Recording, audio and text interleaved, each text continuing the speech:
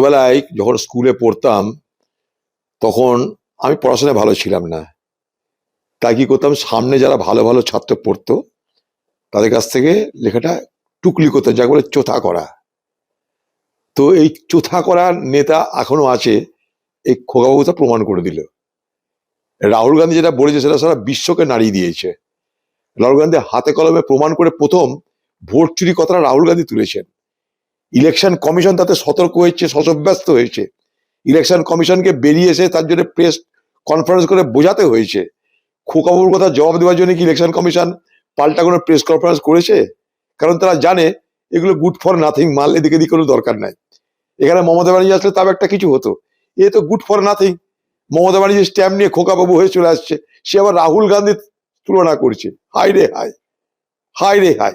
আপনি কি করতে এসছেন এখানটায়? আপনি তো নিজে আপনার এলাকায় ভোট চুরি না, আপনাদের এলাকায় ভোট লুট হয়, ভোট ডাকাতি হয়। পশ্চিমবঙ্গে পঞ্চায়েত ভোটে অংশগ্রহণ করতে দেওয়া হয় না। পশ্চিমবঙ্গে পঞ্চায়েত ভোটের গুনতিতে বিডিও অফিসে বসে বসে বিডিওরা এসডিওরা ব্যালট পেপার ঢুকিয়ে দেয় হারানোর জন্য। মিউনিসিপ্যালিটি ভোট হয় না, লুট হয়।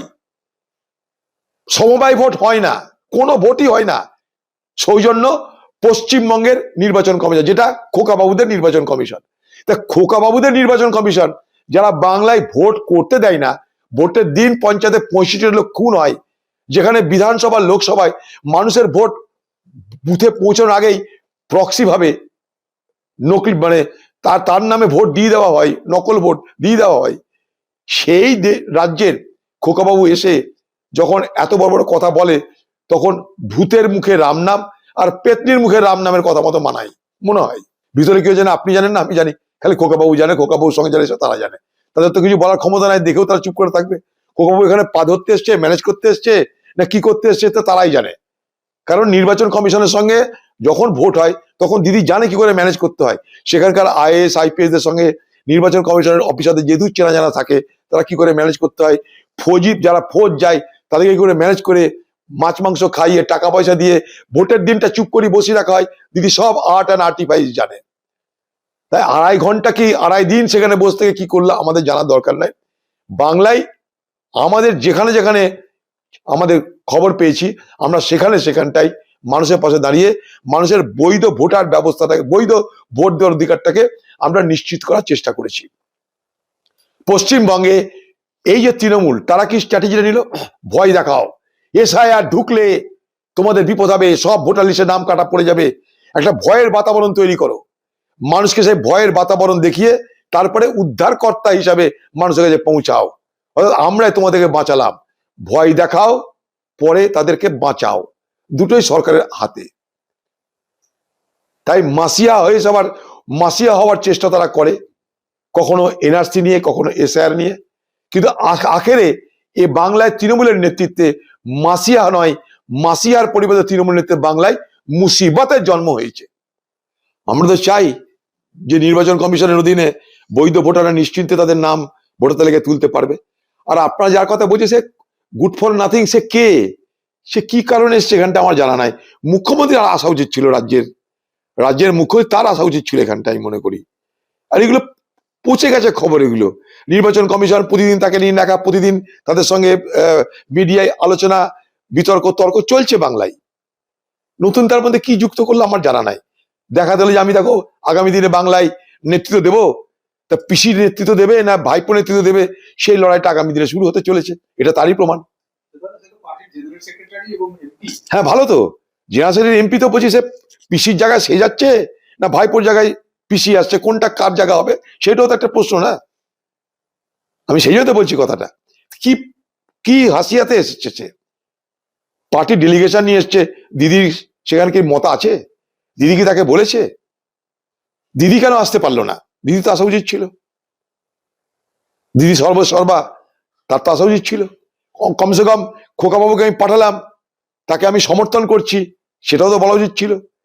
আমার তো মনে হচ্ছে তৃণমূল দলের মধ্যে জেনারেশনাল শিফটে যেটা কথা বলছেন, সেটা দূরত্ব যেন বাড়ছে আস্তে আস্তে। আর এই খোকাবাবুরা এবং খোকাবাবুর যিনি পিসি, তিনি সেদিন বলেছিলেন বাংলায় কোথায় এসআইআর হবে আমি দেখে নিব। এসআর বাংলায় হবে না। ভিডিও তোমরা ঘাবড়িও না, তোমরা যদি কথা না শোনো তোমাদেরকে আগামী দিনে কি করতে আমি বুঝিয়ে দিব। থ্রেট করেছিল ডিএমকে বিডিওদেরকে, কি না আমার কথা মতো চলতে হবে, এসআর ফেসার হবে না, আর হলেও আমার কথা মতো না চলে তোমাদের বিপদ বাড়বে। দিদির দলের লোকেরা বলেছিল এসআইআর পশ্চিমবঙ্গে রক্ত গঙ্গা বইবে। এখন ইলেকশন কমিশন বলছে সব থেকে ভালো এসআইআর পশ্চিমবঙ্গে হয়েছে, সব থেকে কম ডিলিশন হয়েছে। তার মানেটা কি? তার মানেটা হচ্ছে পশ্চিমবঙ্গ সরকার সমস্ত কর্মচারী যারা বিএলও হয়েছে তাদেরকে দিয়ে এই ভোটার লিস্টটা করিয়েছে। এখন বার বেলাতে এসছে খোকা বাবু, সব হয়ে গেল, পাত পড়ে গেল, পাত যখন ফেলে দেবে, পাত ফেলে দেওয়ার সময় এসছে খোকা বাবু দিল্লিতে। ড্রাফট লিস্ট বেরিয়ে গেছে, এনুমারেশন হয়ে গেছে।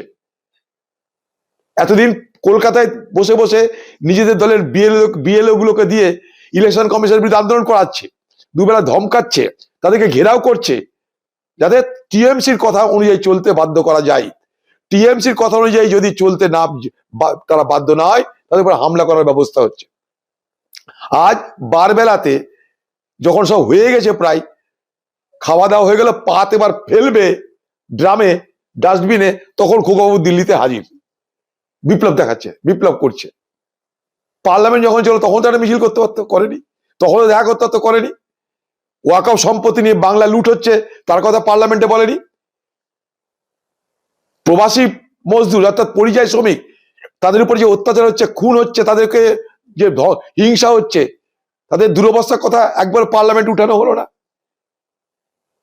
এখন সব কিছু হয়ে গিয়ে যখন পাত ফেলার সময় খেয়ে দে, সেই পাত ফেলার সময় এসেছেন আমাদের খোকা বাবু। আমাদের ভিডিও ভালো লাগলে লাইক এবং শেয়ার করুন, কমেন্ট সেকশনে গিয়ে জানান আপনাদের মতামত। আরও ভিডিও পেতে আমাদের চ্যানেল সাবস্ক্রাইব করুন এবং প্রতি মুহূর্তে খবরের আপডেট পেতে প্রেস করুন বেল আইকন।